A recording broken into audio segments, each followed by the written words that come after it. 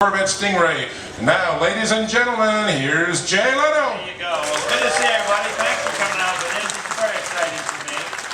You know, they always say you never want to meet your heroes because it's disappointing, but this is not the case here. These are two heroes of mine, and I was 13 years old when I first became aware of Pete Brock, and I don't know why I thought he'd be like 100 now, because when you're 13 and someone is designing cars like the Stingray and like the one over there, it's like, wow, he must be really old. And I realized you were a guy in your 20s, which is just amazing to me. Because the first time I met Pete, I was waiting for a guy with a cane, you know, and hey, what? And I was stunned. He's not that much older than I am. So that's pretty amazing. And of course, Tom, you too. Just a beautiful job with the 2014 Corvette. It is just an amazing piece of work.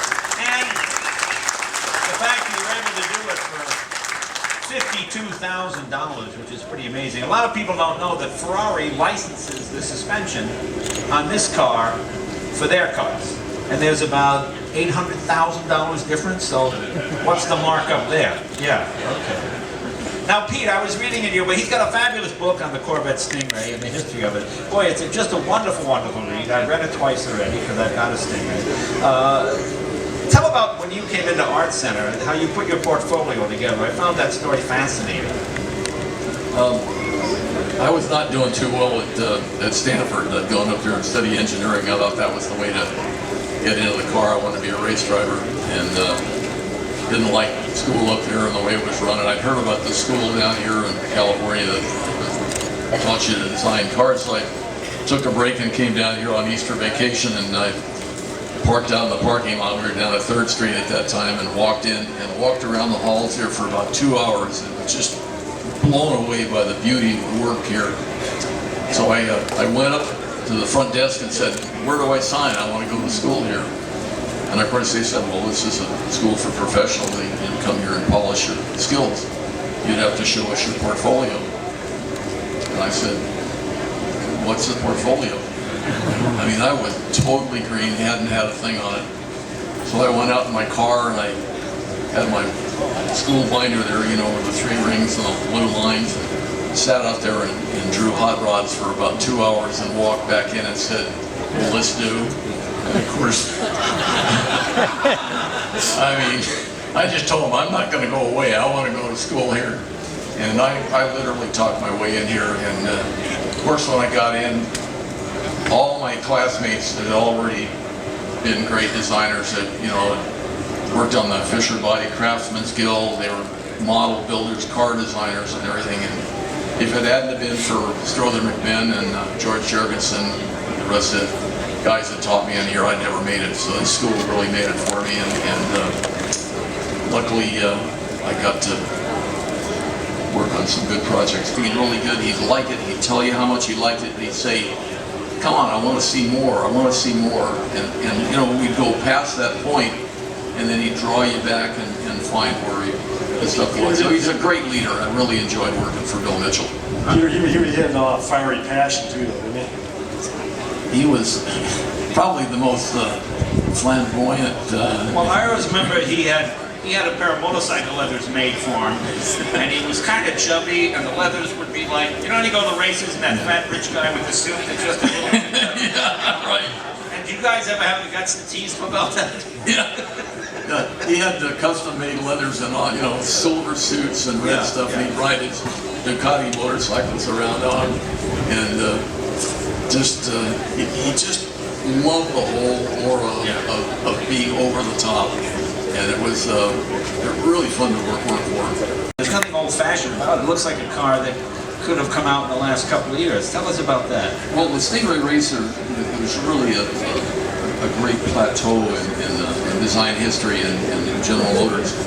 And the way it came about was rather unusual, because just prior to that period, when we got started, management had decided that they were going to curtail all performance. Not just in General Motors, but Arlo Curtis, president of GM at that time, and he's gotten together all the rest of the manufacturers, and they came up with what they call the AMA ban, American Automobile Manufacturers Ban.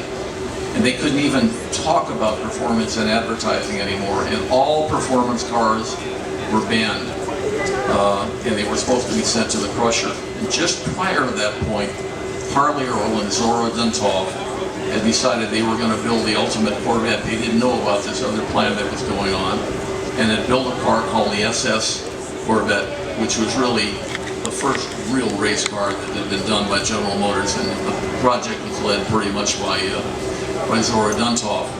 They ran it at Sebring. It was very, very fast. It didn't have good brakes. It didn't last.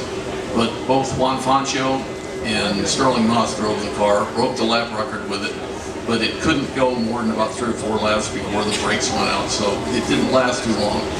But that was really the turning point. And then the AMA ban came in. That car was supposed to be thrown away. It was supposed to go to the crusher. Zora Duntov sneaked it out, sent it to the Indianapolis Museum where it resides today. But there was a test chassis we call the Mule, which is all the development stuff had been done on.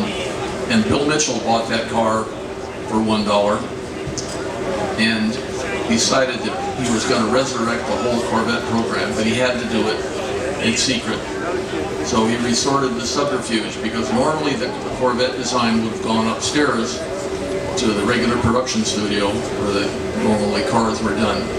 But to keep it out of the view of top management who had keys to all of the different design studios, he brought it downstairs to what we call the research design studio, where the young designers like myself were. I'd only been in there less than a year, and we were kind of working on advanced concepts. He walked in there after going over to the Turin show in 1957, and he had seen several cars that he was really impressed with. One of them was the Alfa Romeo Disco Volante. There were some streamliners that had done by Stanguellini, by Abarth. They had a similar theme. They all had a very sharp belt line all the way around. If you look at the Stingray over here, you'll see that. And they all had 4 aerodynamic shapes over the wheels.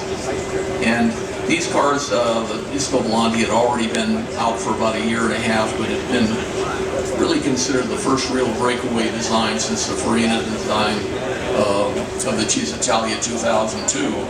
So it was getting great press in Europe, and Bill felt there was a solid direction there. So he took a lot of pictures of these little streamliners that they ran on the high banks of Monza and Avis, and brought those all back, brought them into the studio, and laid them out. I mean, we didn't know, I'd never met Bill Mitchell before, but he walked in just like sort of one of the guys wanted. He took off his coat, sat down at one of our desks and said, "Gather around, guys, I want to talk to you." And laid out these photographs, and we didn't know quite whether he was going to tell us about his summer vacation or what. But as he kind of warmed to the subject, you know, he was saying, "I want to do a new Corvette," and we're kind of looking at each other like, us? You know, this is going to be our project? And he didn't explain why or what the politics were, but he laid it out, and we thought, well, he must be doing this in every studio. But he wasn't. He was only doing it in our studio. And as it turned out, he selected a few of my sketches to work from that went into full size, and we ended up working on a sort of a production version of the car that you see here. It was started out to be the real production coupe, but the problem was is that the band didn't go. He knew that it eventually, you know, these things politically ebb and flow. He knew his time would come. So the car continued on, and we built it on this mule chassis that had run testing at Sebring. So it got shortened down to a 90-inch wheelbase, and it turned out to be, you know, quite an impressive looking automobile. So when it came out, management finally discovered it had gone on. And I've got to say that Larry Shinoda and Tony Lapine were the guys that refined this car. It went back upstairs into another secret studio that he built specifically to do this car. And it was hidden behind what we call the hammer room, where all the artisans that worked within General Motors would get their tools, because they couldn't come in and out with their tools every day. That would breach the security. So they had all the tools there, and these guys would check them out. This is called the hammer room. We put a false wall in the hammer room and built a studio behind it, and that's where the Mako Shark and the XP87 Racer were done. So that car eventually morphed into the 63 production car, which you see over here, the silver car.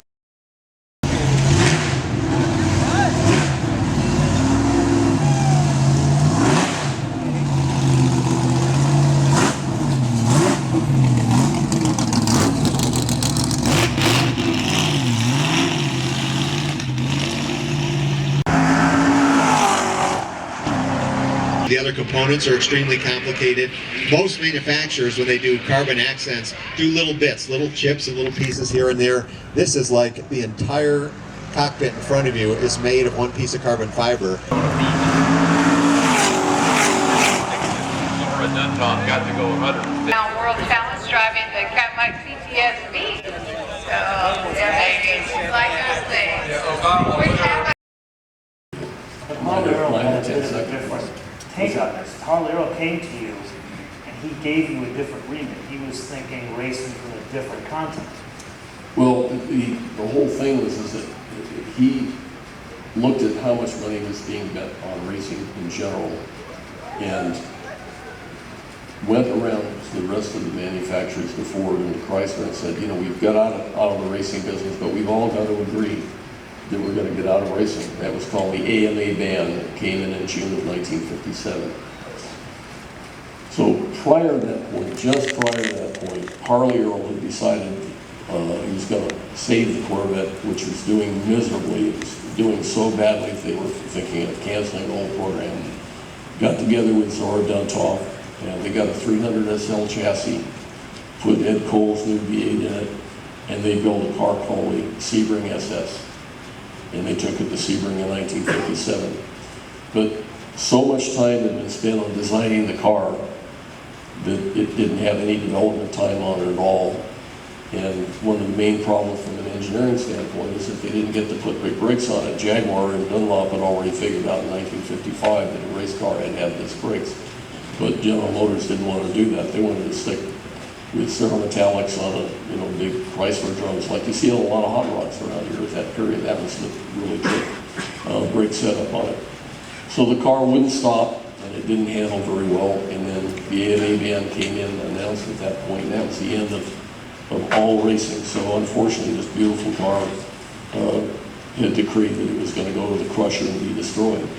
And it would have been if it hadn't been for Zora Duntov. He sneaked the car out of General Motors and quote, gave it to the Indianapolis Speedway Museum where it resides today. Otherwise, it would have been crushed. Luckily, there had been a development car called a Mule that was in fiberglass, and Bill Mitchell bought that chassis for $1 and came back and said, I don't care what's going on with management, we're going to build a new Corvette in secret. He could not take the project upstairs into the production studios because it would have been discovered by upper management. So going completely against management decree, he came down to the research studio with a bunch of young kids down there. There were 4 designers in there. He'd just gone over to the Turin show in Italy in 1957. Saw all these beautiful little streamliners that were running, 700, 600 cc's or whatever. They were made, by Farina and Scaglietti and just every little Italian shop was building these little streamliners. But they were all very, very similar, and they had a very crisp line around the belt line all the way around, and little aerodynamic shapes over each wheel. So that became the impetus that he came back. He felt that he was in aesthetic territory that would be accepted by the American public, laid out this whole series of photographs and said, this is the direction I'd like you guys to follow to build a new Corvette. And over a period of weeks, came up with it. I came up with the drawings that Bill Mitchell liked. He took a shine to me. And how old were you at this point? At that point, I was about 21. 21, you were working on this iconic 20 design. 21. Anyone think this looks Yeah, familiar? I think Does this look like 20 anything? there, yeah. Something going somewhere? Yeah. Anyone see our episode with the current design director of Corvette that was pointing out this very car? Yeah. Mr. Miles Davis? So you can see there, that became the Corvette, and this later became some of the Grand Sport lines and stuff that were So did you work on the Grand Sport as well? No, You didn't work on the Grand Sport You was had done left. after I Just already after. left, yeah. But now here's the thing. Corvettes, I mean, how many Corvette guys are in the audience? Gotta have a couple, I know we do. Okay, so we got a couple here. A lot of the audience here, even the Datsun and the Shelby guys, know about the Corvette days at General Motors. And there was a lot of discussion, who did the 63, was it Shinoda, was it you, how was it influenced, all that kind of stuff. And we even have a letter here from from Phil Mitchell. And there's the car. There's your car. But what was interesting, oh, and by the way, look at who's looking cool in Florida down here. You know, the project for Harley Earl and Zora was so secret at the time, they wouldn't even let all the rest of the designers within General Motors styling know that they were building this car and going to race it at Sebring. But, you know, the word kind of leaked out that it was going to go. So a group of us took 3 Corvettes, and we drove them. You know, we left work on, I think, Wednesday night or Thursday, and drove around the clock to get down to Sebring to see the SS run. So this is just when we'd arrived down there in this 57 fuel. So you're 20 years old, taking a road trip with your designer buddies from Michigan to Florida to go to the race. Like, watch our car race, you know. And that was very, very exciting to see. I mean, we had Duntoff had hired Sterling Moss and Juan Manuel Fangio to test the car, to run it at Sebring, and because, you know, he wrote down all the numbers. Did this one still have the Mercedes chassis? Yes, this is a Mercedes chassis. Yeah. So underneath this Corvette Yes, right. is a Mercedes. Yeah. It's exactly the opposite of what Chrysler did in the days. So they tested it, and of course the brakes didn't work, and the car overheated, and it didn't have any development. It could have been a great car if they'd had about another, you know, 2-3 months to run the car and develop it. But since the car was paid for and built by Harley Earl, he was more interested in the styling of the automobile and its presentation to the public. So all the work was done on the mule, which, you know, the faster that it would go, the more parts that they'd take off. And so finally it was just ended up really chopped off, and it really ran good, but that wasn't the race car. So they wheeled off the race car, and it was just a stunner, beautiful electric blue, all finished up. But it lasted 20 laps and it was done. The current designer of the VP of design, Ed Wilburn, he loves the car. That's like his favorite car to drive, his heritage car. Well, the car that we built up on it, yes, that was the built on that chassis. That was what was at that time called the XT87, and known as Mitchell's Racing. It was the car that we built on the SF chassis with a 92-inch wheelbase. And then when the car went into production, of course, it had to go to 98. And then Larry Shinoda and Tony Lapine, who went on to become the head of design at Porsche, those 2 guys actually did the lines for the 63 Corvette. But those lines were lifted right off the car that I'd done with Mitchell. A young fellow went, what do you think we're doing around here? You know? I told him the truth. I just seen the prototype 58s and 59s going together. You know what those look like? They were slathered in chrome with 3 colors, gigantic cars. And I told him, I said, I thought the cars looked pretty bad. And, they're beautifully built, but I thought we were going in the direction. And he said, well, what else do you think we should be doing? And I said, with the economy of scale of things that we can do here in General Motors and looking at what's happening in the sales of foreign cars over here, you can see that foreign sales are getting stronger and stronger. And I think we should build a small car, and I think especially we should build a car that you can sell to students that want to go to college. Something you can drive around the campus. Maybe you only have a top speed of 65 miles an hour. You also had a delivery version that you designed too. So this car became the Cadet. It was a little 67-inch wheelbase coupe. I think we should show them really the scale here, using Peter as the model. That's a little seating duct we did for the car, and just tiny little car. Tell us again, what year did you do this? That was done also in 57. Yeah. 57. So imagine the size of the 57 Bel Air. And Peter's working on this in the basement and talking directly to his boss. Again, the thing you've got to understand that the secrecy is so incredible in styling that every studio is like a cell. If you work in that cell, you are not allowed to go in any other studio, and nobody in any other studio is allowed to see what you're doing. Only top management can go into these studios and see what's going on. So everything is completely secret.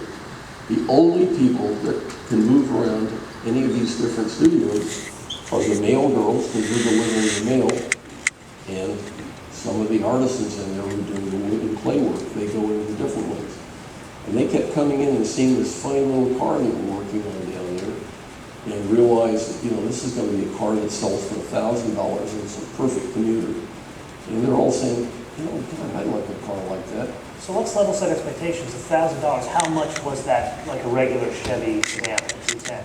And they were all, you know, around, you know, $2,000 to $3,000. So you're talking less than half price Yeah, yeah. for this car. Yeah, for a little car like that. And you brought in some competition to compare it to. You can see how small it is compared to like Seca. This is General Motors working on this. So, but, you know, I was influenced by the little, what they call Sebring cars in Italy at that time. The BRE was a beautiful little car at that time. So this is just perfect for a car to run around the campus. Oh, right, it was weird. And, I kind of designed it around about a 2-cylinder BMW engine. Air-cooled, but it had a little automatic transmission and stuff, so that's the cool little... The size of the whole team of them as well. It'd be like a clown car, get them all in there. Chuck Jordan's the tallest guy in the back there. Yeah. And that's me standing next to him in the white shirt with a tie on. And you actually brought that delivery to life as well. But anyway, Harley are all so excited about this program. You know, I mean, we've done this program together. You know, I mean, here's the oldest guy and got placed in the youngest kid in this car, and he was really excited about it. We got the car done full scale and Coupe side. You know, he said, you know, Gigi had this strange way of talking, kind of stuttered. Jesus, fellas, we should build a little sedan delivery. That way, all the pizza shops and drugstores and garage delivery things should do it. So we built a second one, another push-mobile concept car. And so there was all this enthusiasm of doing small cars at General Motors, completely in the face of what was going on in building super large cars. Hadn't told the rest of management about it at all. Now, speaking of management, now hold on. Right. So now we're starting to get to the exit Yep. of General Motors. You from General Motors. So this car, Harley ended up, or Bill Mitchell took it to the design review in the dump. Right, the And end of who the year they turned up have to a that giant review. They bring in all the top dealers from all of the United States and top distributors and everything, and they show them what's going to be going on in the next 2 years and all the new cars and stuff. Of course, they have all these giant chrome behemoths, you know, very much like that black convertible over there. That's the size of the cars that were being shown at that time, just slathered with chrome and everything. So Harley couldn't wait to show it to management, you know, that he wanted this whole new direction, you know, one to have something to would be competitive with stuff that was coming in from Europe that we could sell in Europe. He got really into the whole idea. And so the last thing that they showed that evening was they brought it up on a turntable, and they had, you know, an orchestra there and lights and music and the whole thing. And it was absolutely stunned silence. Nobody knew what to say. You know, because here's this funny little car after all these great big things.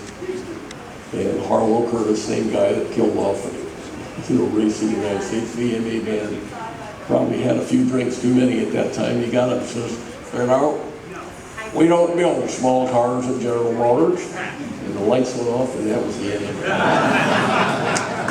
So I was really crushed, and Earl was as well, and the car never went anywhere. And then a few months later, they realized that maybe they had made a mistake, and they took the XP number, the experimental number on it, applied it to another studio, put some new guys on it, and that car became the Corvette. And then you left. Yeah, I left at that You point. left. I'm 21 now. I can go back to California and get my license. Get your racing license. Racing license, yeah. George Lucas was also involved in racing. And George... Film school student at the time. So George's racing career had been cut short in high school because he crashed the car and destroyed himself and knew he wasn't going to be a race driver. So he came down with the idea of going to USC film school and learning a little bit about movies. So with the introduction with Alan Grant and George Lucas, he got his first directorial job as a student film, doing a little film, and of course he loved racing, so we set up this deal. We borrowed a Lotus 23, and he made his first little film out there. And while we were out there, you can see that little open wheel car, other people up there asking about it. Anyway, to make a long story short, we made this little film with George Lucas, and that was his very first picture.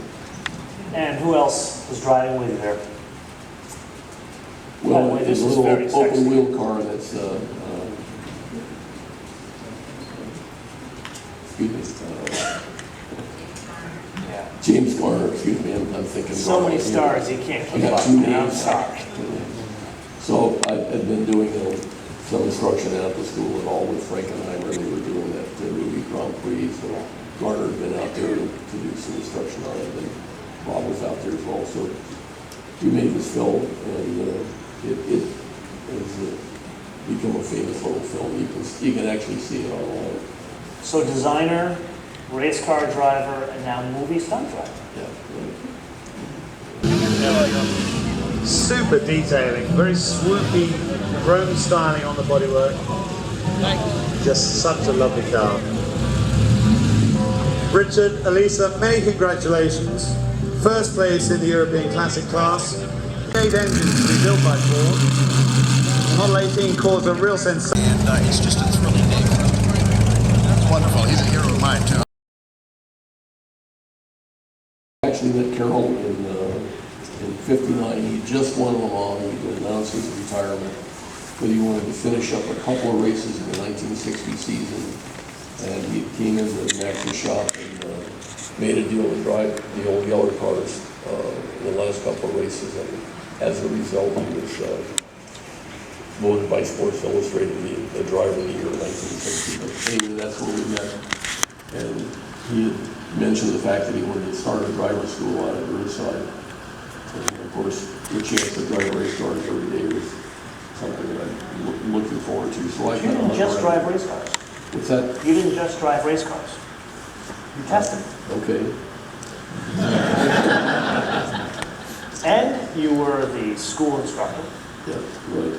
Actually, Ken Miles was really the guy that, I think I had 7 races in my logbook at that time. I was hardly qualified to be a race driving instructor, but during all the Look at this testing, brochure. It says wonderful things about you. well, we were very good. I learned from Shelby on that. You know. If it isn't real, you just write it down and becomes real.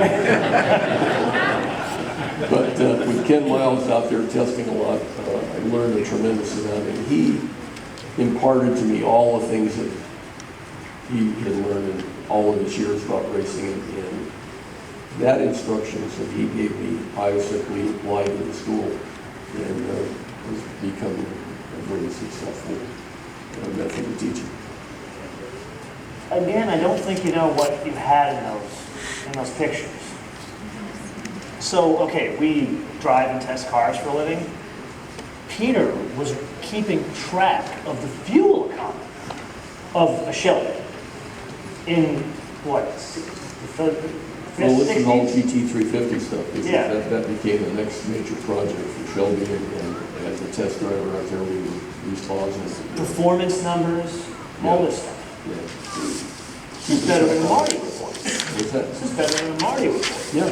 Yeah. Yes. I mean, development is really more important than racing. I mean, you've got to spend at least 3 times more development than you do racing. Yeah.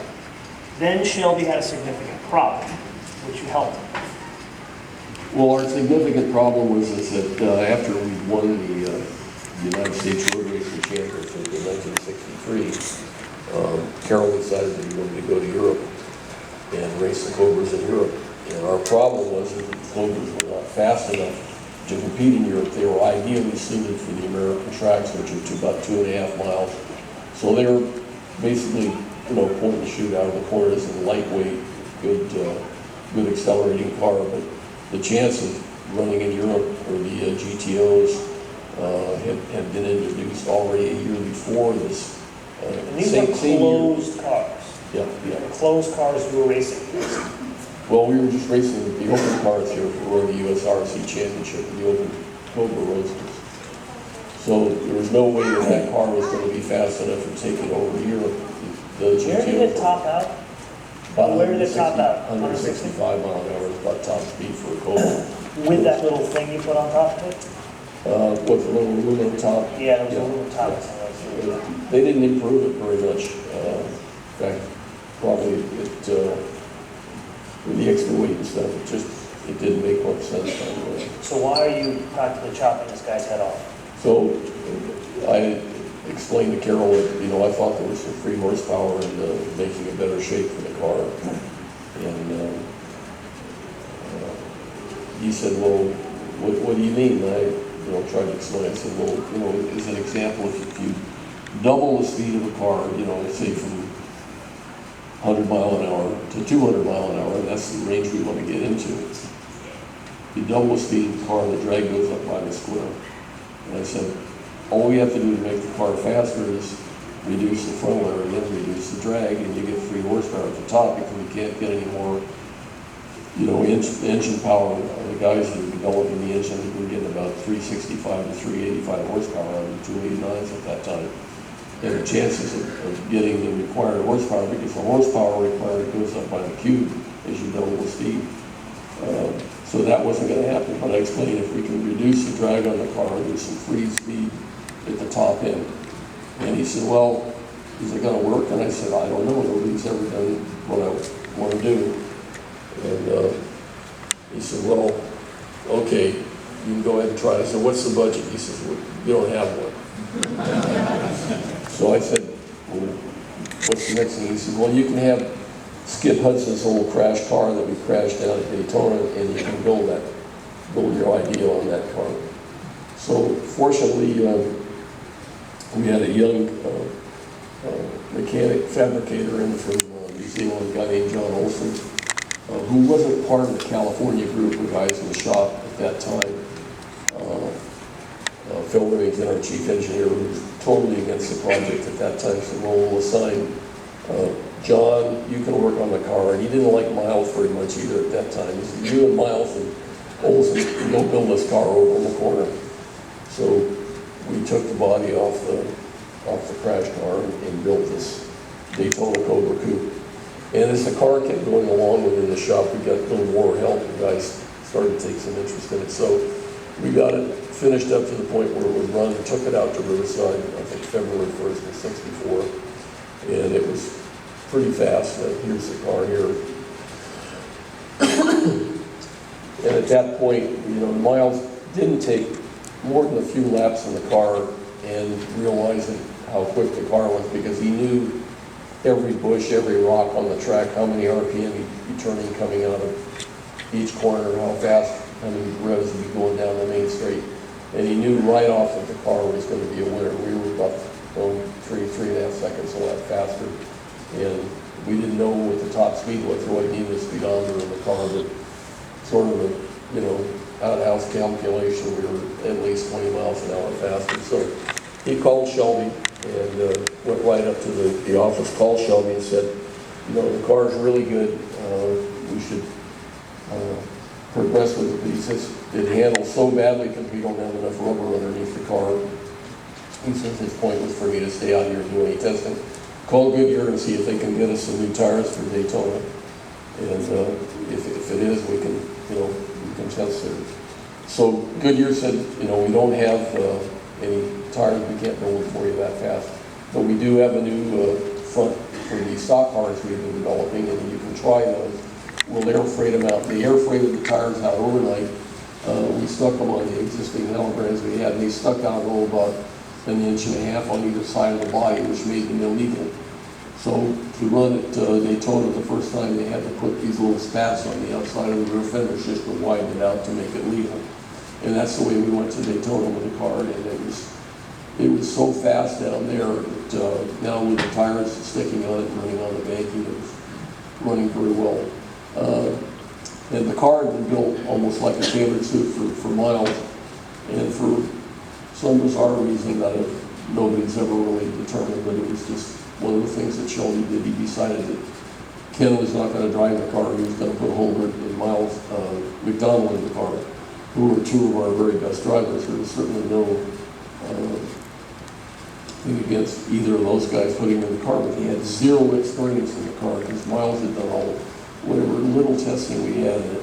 So we went down to Daytona, and Holbert got in the car, and he was immediately super fast on the car. He just came in after a couple laps and said to Miles, who'd been made the team manager, he said, you know, there's no point in turning this thing how high, how far down should I back it down, because I can just go by the Ferraris easily. So I think we ended up backing it down twice, down about 800 RPM. At that point, we were just about the same speed as the Ferraris. And at that point, they decided, okay, we better determine what fuel mileage we're getting on the car. So they did some calculations on how much fuel was being used. And we were about 21 to 25% better fuel mileage. So that was the big advantage of this particular car, not that it was so much faster, but that it had such efficiency, because we could go out there and we could run, just stay with the Ferraris, dog the Ferraris, and then as soon as they came in the pit, we just keep going and probably get another maybe 1 or 2 laps farther each time, and over that period, do it easily win the race. And that is not the only place you went with those cars. So where else did you take that car? Where else did you take that car? Well, the first thing to do after the success of the car was it went to Sebring, which was the next race, and it ran second most of the race, but then the lead car that that Dan Green was driving crashed in the middle of the night, and it ended up winning the GT class at Sebring.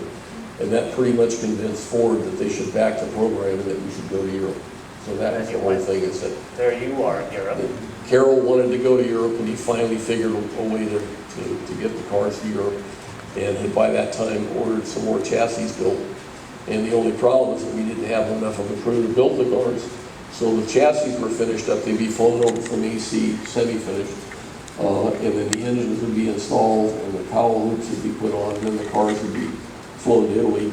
And Carroll made a deal with Palos Verdes Concours in Laguna to build the next 5 cars.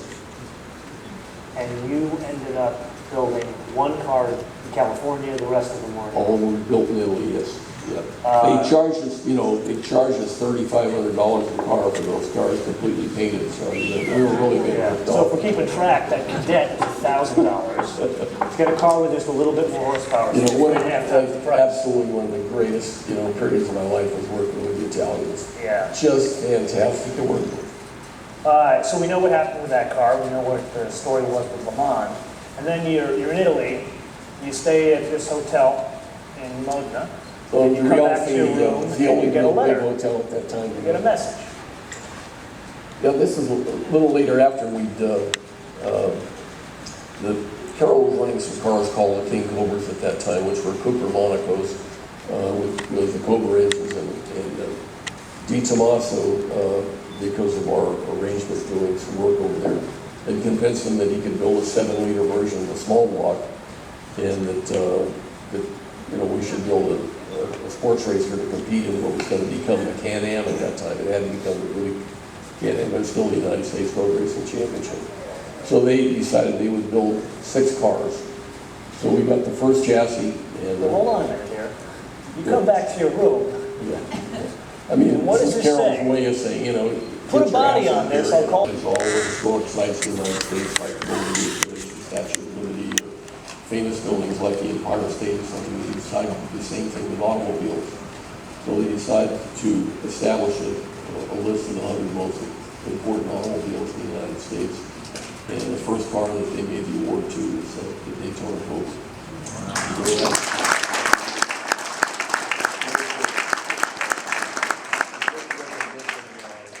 Because it really was the only car that was really built at Shelby. Americans, everything else sort of came in and was prepared, but that was the one car that was built there, and truly it was an American car, and pretty proud of that, and that it got recognized at that level.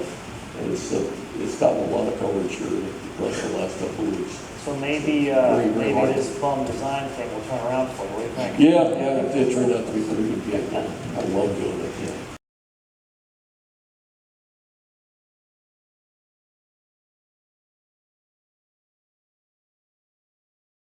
About it,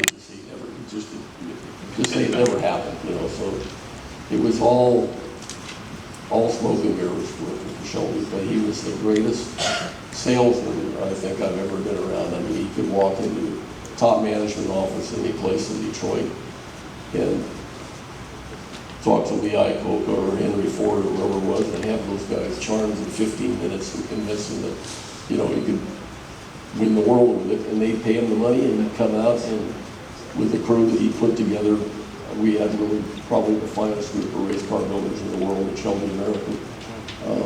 And it's interesting because when they all first came there, they did not even want to admit that they were working on sports cars. That was well below anything. They all wanted to go to Indianapolis. That was the thing that they thought was the top end. So they were either guys that were running straight liners out at the lakes or drag racing, but mainly Indianapolis. And they thought, you know, if we finally get this thing going, maybe Shelby will see the light and we'll go to Indy. Well, of course, that wasn't his goal. His goal was to go to Europe.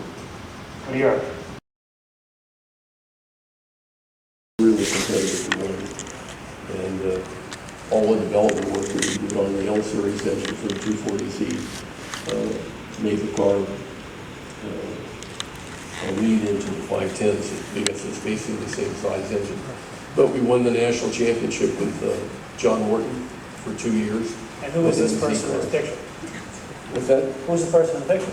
That's John Morton. John Morton. Yeah, you can't recognize him because his hair hasn't been dyed white yet. It's funny you say that. That's John Morton. Yeah. Because we have John Morton sitting right there. Yeah. John, come and join us for a minute. Welcome, sir. Come on up here. Join us for a bit. Hey, So- John, you should sit up here because I should sit at your feet. And you know what? That is who Peter is, right there. Most humble guy you'll ever meet. So John, we talked a little bit on the phone. Actually, we've met before. When we met Randy. Where's Randy?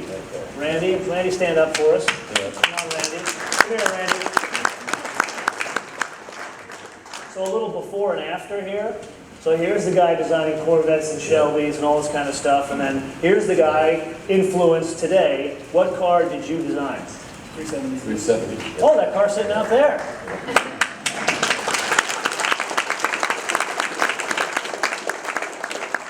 So we've heard him talk a lot. Do you have any embarrassing stories that you can share with us?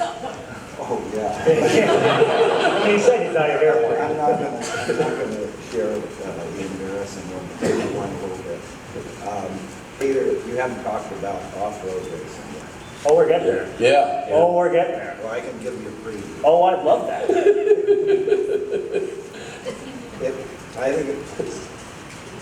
I think it was Peter's, always his favorite type of racing till one of them almost killed him.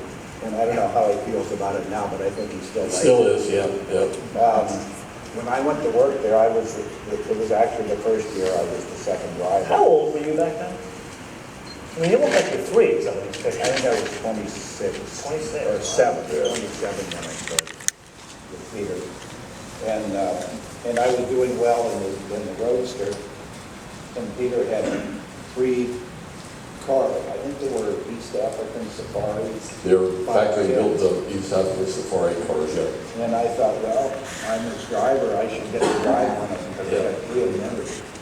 And I said, I want to drive in the Baja. The other driver, Franklin East, I don't think he had much interest in it. And I didn't know much about off-road racing, but I said I'd like to drive in the race. And he said, you can't drive in the race. And I said, why not? We've got so-and-so and so-and-so and so-and-so and John Widner. And he said, well, because if you get hurt, you can't run the runoffs. And we qualified with both cars for the runoffs at Daytona. And I said, well, Widner qualified for the runoffs too. And he said, yeah, but he drives for Huppy. So about, I think 3 years later, it was really at the end, pretty much the end, we had won 2 Trans Am championships. And Peter was going to run the Baja again, and this time I was going to get the drive of it. Right. And this was the Sugar Daddy car. We had Sugar Daddy sponsorship. It's Nabisco. And they thought it was a really good idea if they gave me, Peter was going to start the race. I'd never been south of Ensenada. Peter was going to start the race, and I was the passenger, and then we were going to take turns driving. This year it started in Mexicali, which was where it usually started in Ensenada. So as a promotion, I had a box of Nabisco Sugar Daddies. And as we got toward the ramp, they go off at about a minute interval. And we were back quite a way, and I was supposed to hand out the Sugar Daddy suckers to the Mexican kids. And I thought, well, that's, you know, that's a pretty civic thing to do, but these little maggots started, they were virtually coming in the car after this. Trying to fill the whole box out.